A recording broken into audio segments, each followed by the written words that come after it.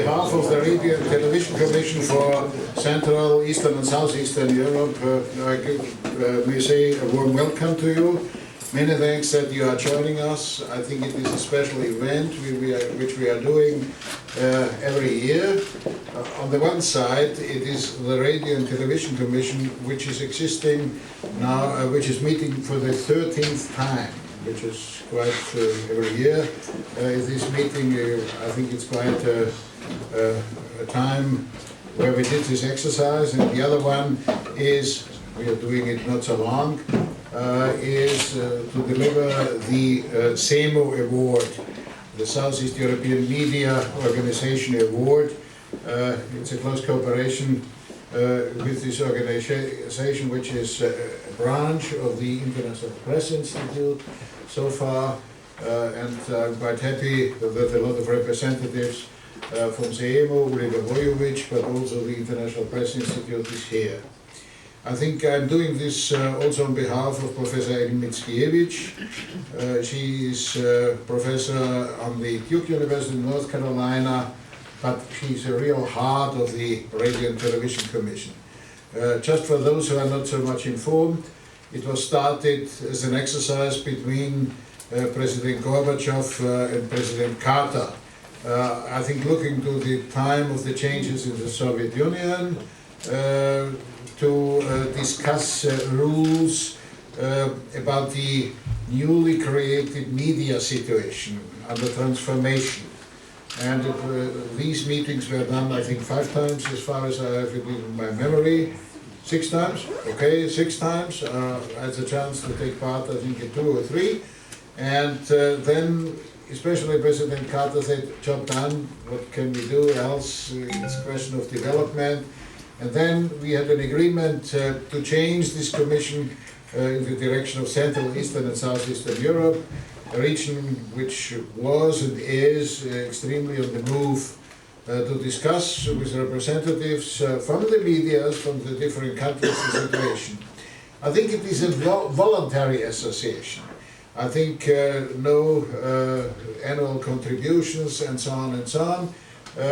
Those who are invited are coming, and very intense discussions. We had already one about the reporting on military and intelligence issues. We did one panel, but also the impact of the financial crisis. What a wonder in this context and how it is referred. And those who are part of this commission are also here with us. So I have to say many thanks that you are joining us in this context. But also we have the chance to have excellent representation from different countries of the region. A warm welcome to Ambassador Porozan from Macedonia.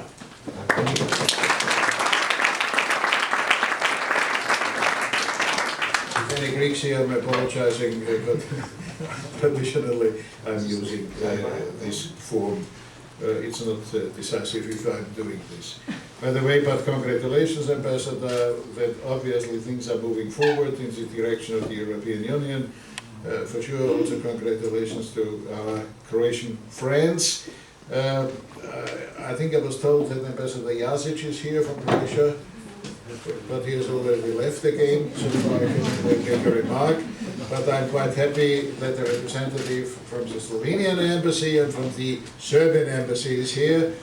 Also many thanks for this. We have also a partner in our activity, and I have to say many thanks to the Erste Foundation, who is represented here by Knut Neumeier and Mr. Jose Johan. They are extremely helpful on the subject, and the organizers is the European Forum Alpbach. Also many thanks to Patricia Mussi, who had the burden of organizing here. So far,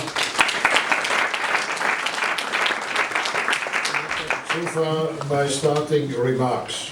We have 2 parts, and I'm asking you, I think, to take part in a different way on this. The one is the SEMO Award, and Oliver Vujovic will do the presentation. And the other one is a panel discussion about media and the financial crisis. with some introductory remarks on the subject, and for sure, hopefully with the discussion with you, and afterwards that you have a perspective to survive, you are invited for a buffet. Also, again, many thanks that you are joining us. We are happy to be here at the House of Music. I think it's a good place for Vienna because music is playing an important role for sure in our self-definition. So that's it. My job is closed. Oliver, you have to overtake.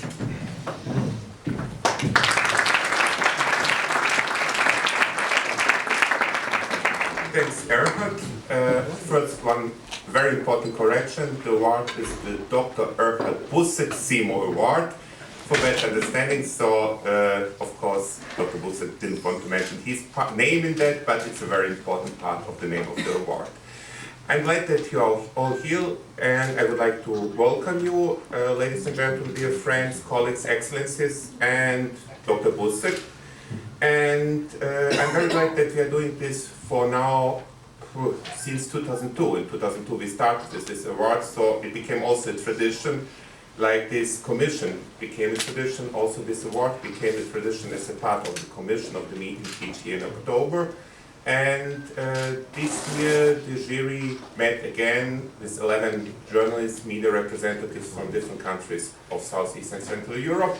And finally, after several months of making decision, the jury make a final decision about the person who should receive the award, this year's award. Just saying that this award is a very important support for CIMO, for press freedom, and really, Erhard, I'd like to thank you again for the support of this award. It's not just the money that Dr. Busek is giving, it's also just very important moral support for press freedom and democratization in Southeast Europe. As you know, we have in all countries still a lot of problems. Journalists are still daily in the daily work receiving different letters, calls, and so on, where there's different sides from business persons, from politicians, and so on. They're making pressure on the media. We have also legal problems in some countries and so on. So there are a lot of problems, and this is a big support. Now going back to the more important part, it's this award. As I said, this year's decision was made by the jury with 11 members of CIMO and not CIMO members from different countries in the region. And the work was hard, but I think at the end, more or less all agreed to give the award to one person who really did a lot in his career for Southeast and Central Europe, who did a lot as a journalist, as a young journalist. Later he became also one of the managers in a media company, and also as a manager, and then later also as an international active person. He did a lot for supporting Southeast and Central Europe. He supported especially the public broadcasting systems in the region. He helped, for example, the building of the Kosovo radio and television in 1999. Then he did, with his work, also supported a lot of minority media, also in his country, from where he's coming, but also in other countries in the region. He was also, for years, the deputy president of EBU, of the European Broadcasting Union, and the name, to go to the name, what is, of course, maybe, probably all of you know, it's, of course, Boris Bergant, the former deputy director, the deputy director of RTV Slovenia and deputy president of EBU. So I would like to say first my personal congratulations and to welcome and to call Mr. Boris Bergant for the award ceremony.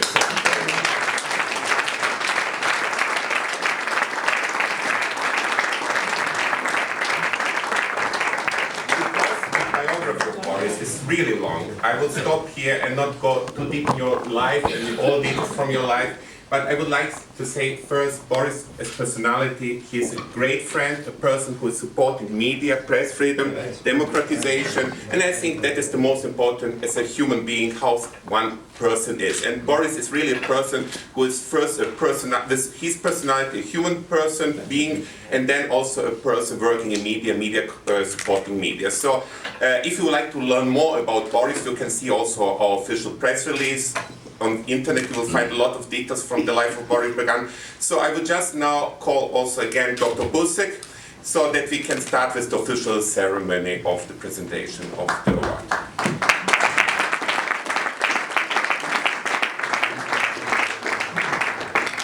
Dear Boris, it's quite an honor for me, I think, to hand over this award.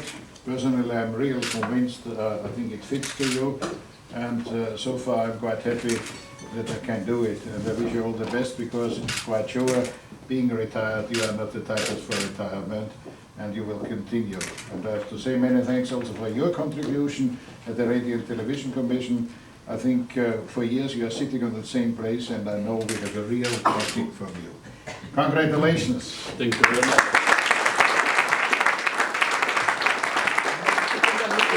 Okay, bitte mal zu mir schauen.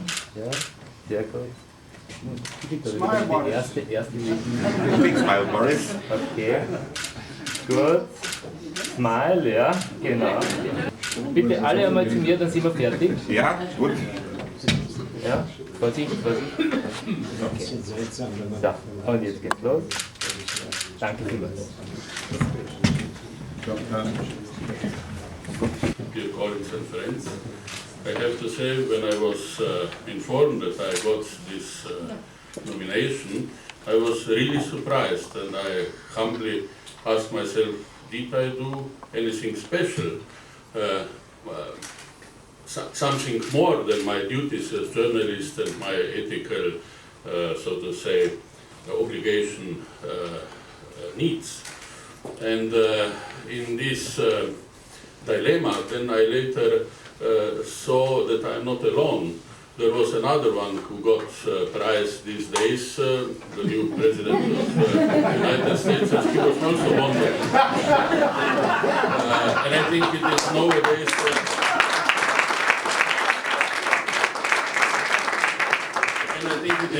a fashion that you get a prize, more or less not for what you have been done, but in expectation that you will do really something. Since I'm coming from a medium called television, you probably know that we use a device called autocue. This autocue helps nowadays not only journalists, but more or less politicians to appear in the public, to be smart, not to forget everything they wanted to say, and to be convinced and convincing. So if you allow me, we journalists are using this autocue, also named dummy, or in German throttle, usually for news programs and for programs where we shouldn't too much wrong speak our own ideas. So I will, with your I hope, understanding, now use this autocue in a form of paper. So first of all, let me thank you for this prestigious award. It is a special pleasure and honor to receive this award by the esteemed Dr. Busek, who this award is also named after. Dr. Busek is one of the most relentless driving forces of peaceful cross-border cooperation and development in Southeast Europe, and I don't know anybody else so vigorous and so active in this area. He is a man who links great ideas also to small, everyday and human steps, and this is surely the only way to succeed. There are many things that we share and have in common. The intercultural character of family origin and the feeling of being a part of something which is called Central European culture or manners. I myself have experienced the intercultural character in my own family. I was born to a father who was a Slovene to see the light of the day in the very heart of Austrian Carinthia, and a mother who was of Austrian-German origin but spent most of her life in Maribor. Because of this understanding of any kind of minorities along the cross-border focus perspective have been virtually handed over to me on a silver plate. The time in this area played a very strange role with our destinies, and many things that once used to be in place had to be rebuilt. The Alps-Adria program has been the first herald, but not of reviving the old, but of a search for methods to overcome the ideological and political barriers and resentments. I believe that this has been an important step towards new Europe, and I am happy to be a part of this project. An expression of this were also the efforts to talk about our truths and interests not only to ourselves and one against the other, but in a cross-border dialogue.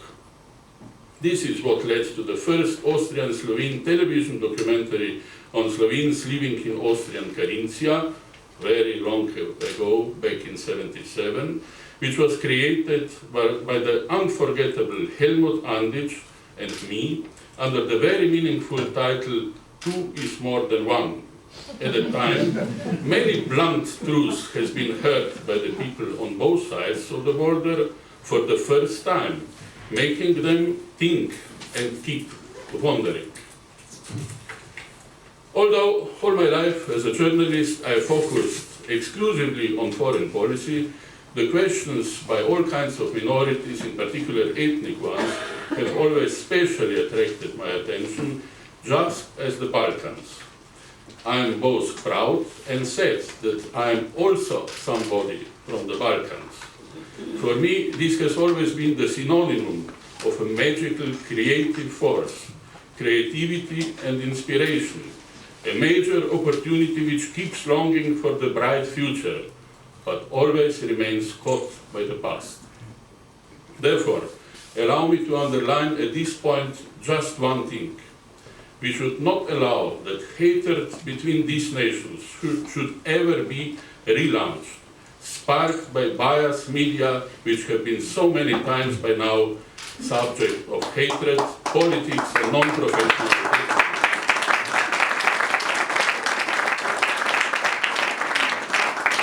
Srebrenica from the 90s had become a symbol, but let us not forget that the same happened in this very area in the 40s of the past century. This is the most frightening to realize that history has not taught us a lesson. Independent and developed, unyielding and responsible media is the most effective tool for maintaining democracy and peace. Therefore, let me invite you to make special continuous efforts for their leverage in Southeast Europe, in order not to allow any hegemony by anyone. This is especially true for public broadcasting media, which existence and development are still and over again under threat. Let us not allow them to lag behind in their technological progress. The dark forces require darkness. They can only be discouraged by light. Cross-border concern and all-around assistance regarding these media is certainly the strongest guarantee for peace and prosperity. Thank you for your attention.